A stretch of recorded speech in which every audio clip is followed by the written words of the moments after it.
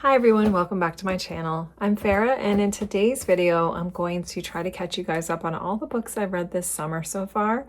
Summer meaning all of June and all of July. So we're at the end of July. I don't think I'm going to finish anything else, so I figured I would combine them both to get this video out there for you. So I did read quite a bit from me, I think. June was much more of a good reading month than July was, just because I didn't have as much time. I went on vacation for about a week and I really didn't get any reading done. But I'm just going to go through my Goodreads and let you guys know what I read. And then I'm going to make another video right after this telling you about what I'm currently reading and what I hope to read for the rest of August. August hasn't even started yet. I don't know why I said the rest of August, but you know what I mean. So let me get my list because I don't really remember. I'll be honest, I don't remember. I can't just wing it. Okay, so the first book I finished in June was an audiobook I listened to called Shadows of the Workhouse, which is book 2 in the Call the Midwife series, the trilogy by Jennifer Worth. And this is one that I started and I put it down for a little while because it's very sad. It was pretty sad and I just wasn't in a good headspace to listen to suffering of children and adults in these workhouses, so I put it aside. I wasn't sure if I was going to pick it up again, but I did, and I'm really glad I finished it. I will have a vlog coming out about this, so I'm not going to go into a huge amount of detail about, you know, what it's about and everything, but basically, it's nonfiction memoir of Jennifer Worth's time being a midwife in London in the 50s. And she's in the poorest of the poor section of London. It's the East End, and she's living and working with a group of nuns at the Naughtiness House. And these nuns train them to be nurses and midwives, and they go and they service the community members in that area. And they're so poor. They need a lot of help. There's a lot of social issues. Now, Call the Midwife was fantastic. I have a reading vlog about that, which I'll post below. But the second book was really good as well. I wouldn't say it was the same vibe as Call the Midwife. Call the Midwife was really, I don't know. It's hard to describe. Shadows of the Workhouse was sad. And it was interesting because she told the stories of people that she met through her career as a nurse, of what their experiences were like in the early 20th century of living in these workhouses. And a lot of them were children at the time, and just some horrible things happened to them.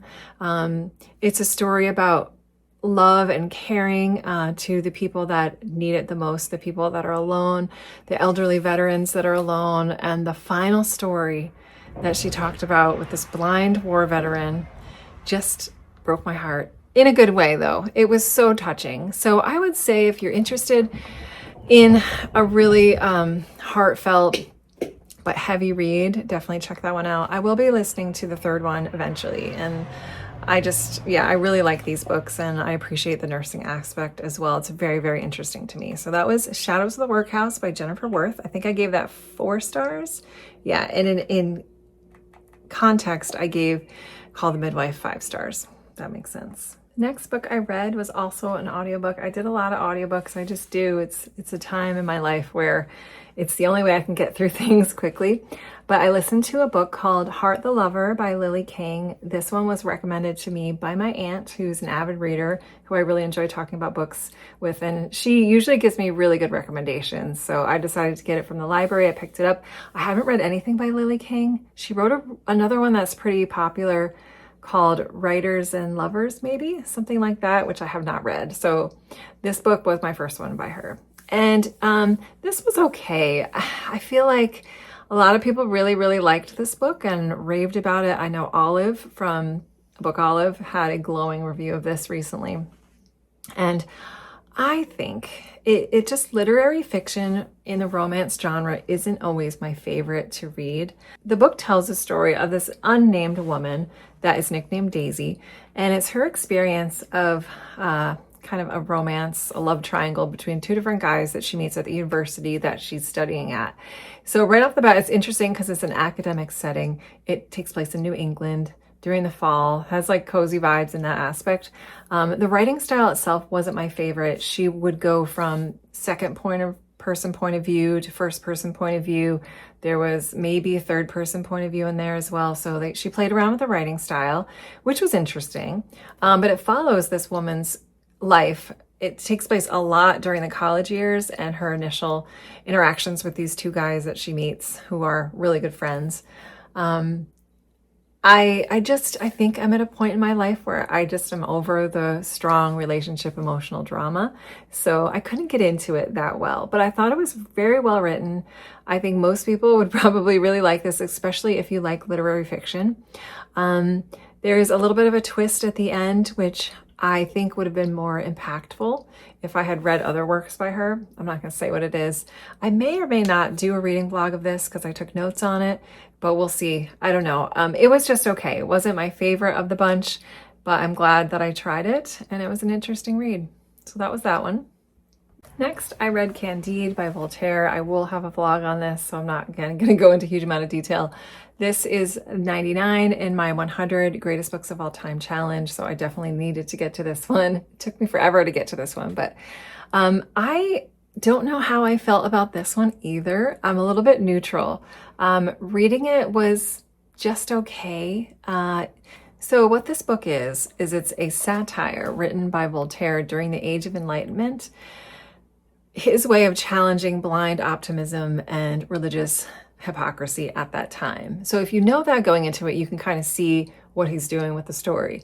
So on the plus side, it was a really, really like intricate and well done piece of literature. Like if you want to study it and learn about what he was trying to do with all the different stories he told, the chapters are very short, so that was also really nice. The characters are so over the top, which I know is the point.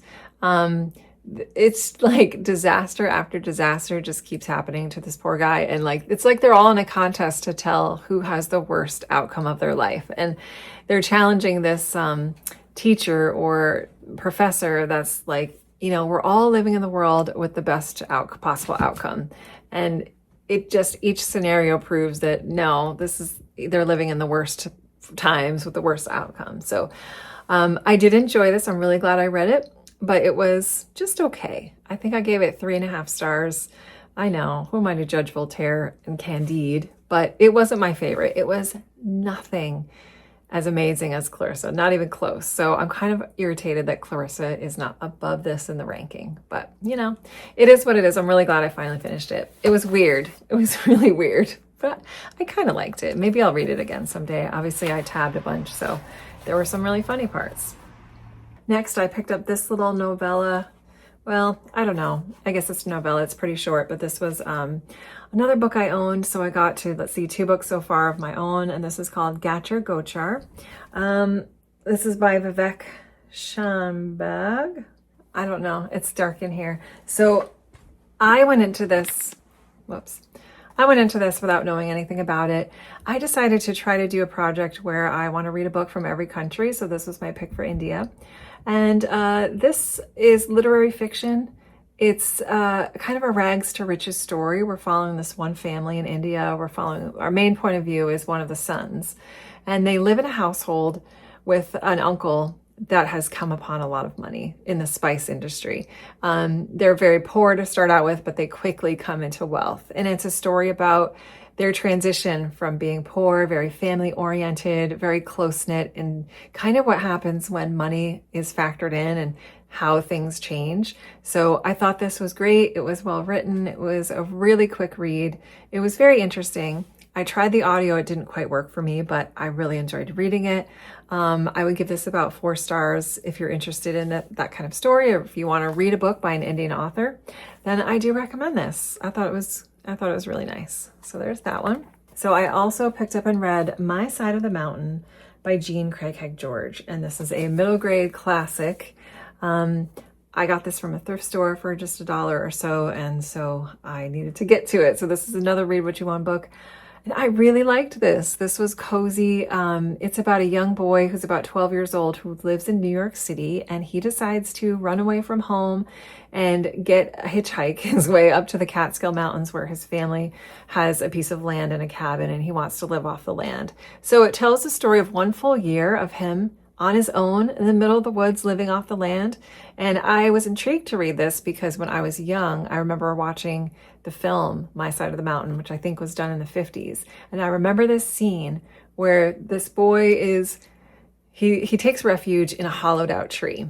And during the winter, he gets snowed in, and the entire entrance to the tree is covered with snow, and he's panicking, and he has to dig his way out. And that scene stuck with me for a long, long time.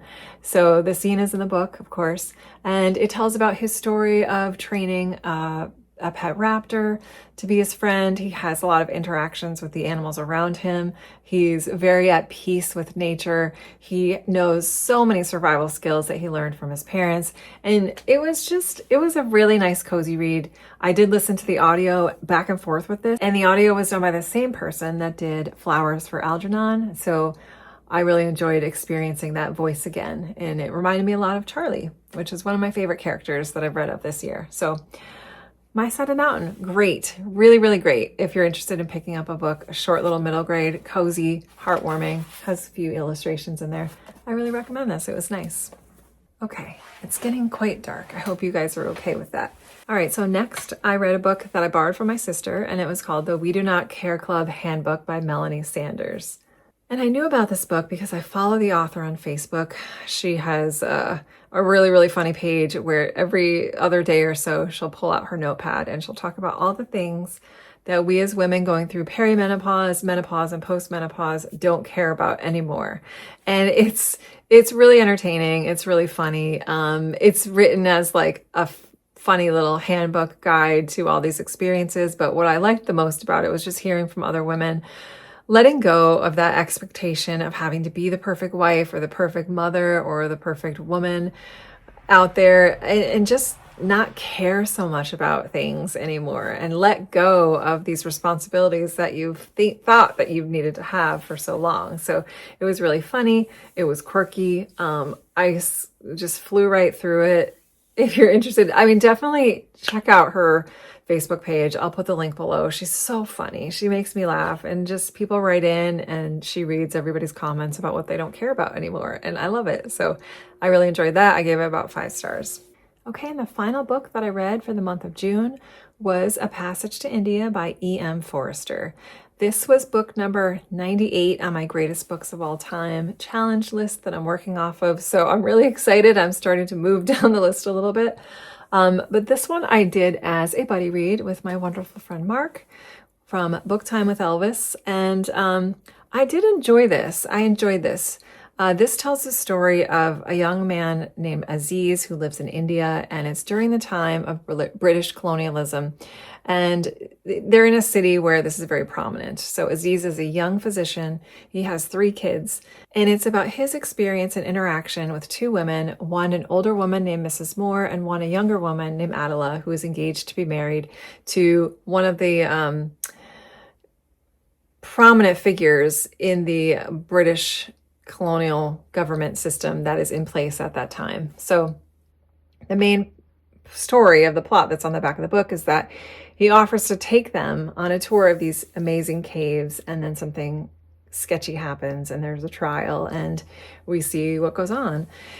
So while I was reading this, I had a really hard time trying to figure out how to talk about it. I made a vlog for it, so that'll be coming soon. But I did enjoy it for the most part. The writing was a bit dense and I got lost in it a little bit at times. It wasn't necessarily an easy read, but as I got through it, I did see the beautiful writing that was there. He's very good at descriptions of the place they were at in India. There were beautiful passages of nature. There's a lot of spirituality in it as well. The ending is kind of strange because it does dip deeply into spirituality. It was interesting to see the cultural ideas between the British and the Indian people, but as also the sort of racism between the Hindus and the Muslims as well. So that was kind of in there. But I thought what he did was really, really good. And I think that this is a very, very good book. I did enjoy it, I think, more than Candide. So right now the ranking is my favorite was Clarissa, then this one, then Candide. But what really stuck out to me was I ended up watching the film of this, which was done in 1994 or so, and I loved it. I loved the movie version of this. I thought it was an excellent adaptation. The actors and actresses that portrayed Aziz and Adela and Mrs. Moore and Mr. Fielding were really, portrayed very well.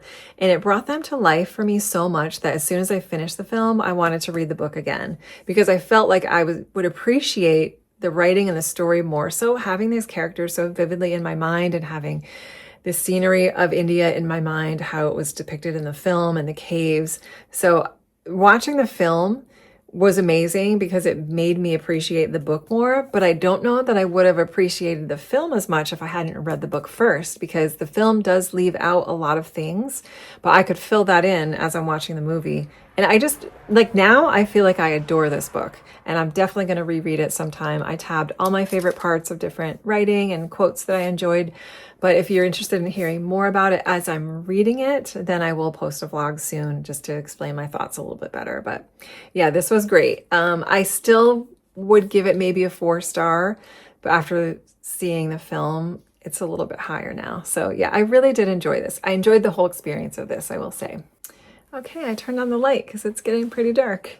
So the next book I read and the first thing I finished in July was my very first Arthur Conan Doyle Sherlock Holmes short story. So I'm really excited to report that I loved it. I did immersion reading with the audio that is done through Audible by Stephen Fry, as well as just a copy of the public domain version of the story. And I really liked it. So I read, it was a study in Scarlet, and I think it was the introduction of Sherlock Holmes and Dr. Watson. So it was really fun to see how these characters met. It was interesting to see which point of view the story was told, which was a surprise to me, and I enjoyed that.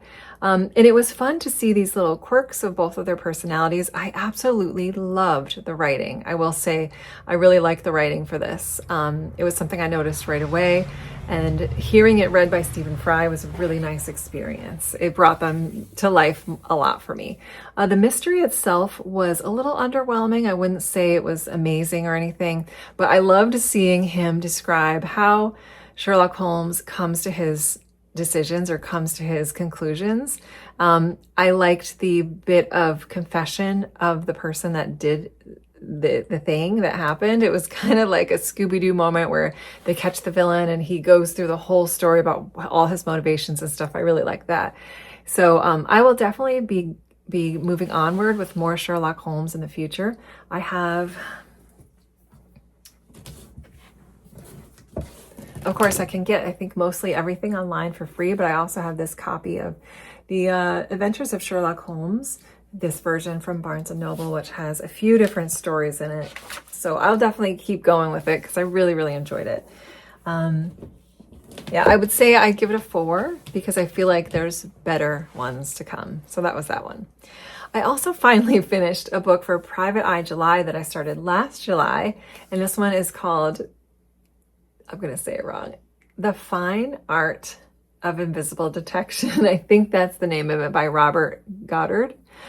And this was really good as well.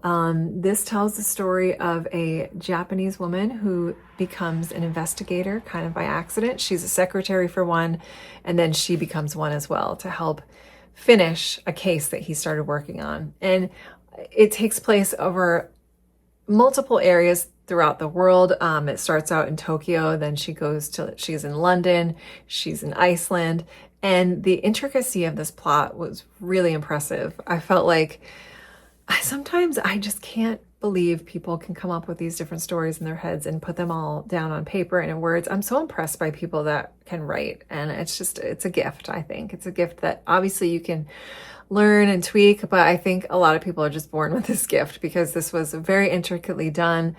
I could never have guessed what was happening, and I really enjoyed it. It did take me a while. I set it down at the end of July last year, and I didn't pick it up again until June. So, there was a big chunk of time where I didn't pick it up. But regardless of that, I still really enjoyed it. I enjoyed the story. Yeah, it's an intricate detective story, and there's a lot of action in it, and I really enjoyed it. And then the final book that I finished in July was a book called Nervous Conditions. I'm afraid I'm going to mispronounce her name, so I'll put a picture here, of course, of her name. And this goes with my Reading Around the World project, and this was a book written by an author from Zimbabwe. So Nervous Conditions takes place in Rhodesia, which was the British-occupied version of Zimbabwe. It takes place in the 50s, so it's a historical novel but she's telling the story as an adult and she is flashing back to the past. It's all one timeline though, so it's not a dual timeline. So the story starts out when she's a young girl living in Rhodesia in a very poor community. She has an uncle who has become a headmaster at a British-run ministry school, and through certain circumstances, she gets chosen to attend the school and get an education. So it's her experience of going back and forth between the culture that she grew up with and her family and her poverty, and then seeing the English culture and the affluency when she goes to live with her uncle. And, you know, simple things like she didn't know how to turn on a light because she didn't know what a light switch was. She had never gone to the bathroom in a bathroom that had a toilet, you know, all these different things. So we're seeing through her eyes, her experience of this complete clash of cultures and how it felt and how certain things changed her and her cousin who was around her age as well. We see a strong patriarchy aspect of the story as well, some parental abuse. It was a little difficult to read at times, but not horribly difficult. But I did enjoy it. It was very well done. I listened to the audio narrator did a fantastic job, but it did get a little stressful because sometimes there were scenes where there was a lot of yelling and it was really loud. So that was not very relaxing to listen to, but I think it was very well written. This is part of a series. I believe there's 3 other books in it, or maybe 2 other books. I don't think I'm going to keep going with it, but it was very interesting. It was very well written. There just wasn't a ton of moving plot, but this is considered to be a masterpiece. So I don't want to diss it at all because I'm sure I just didn't get parts of it, obviously. But reading it as a woman, there were certainly things that I could relate to and things that made me feel really sad about what this girl went through and what her cousin went through and just the culture in general of being a subservient second-class person compared to the men in your life. So that was a strong theme within the book, as well as just finding your identity and trying to figure out where you fit in and what to let go of one culture and what to embrace in another culture. So it was very good. So those were all the books that I read in the month of July and June.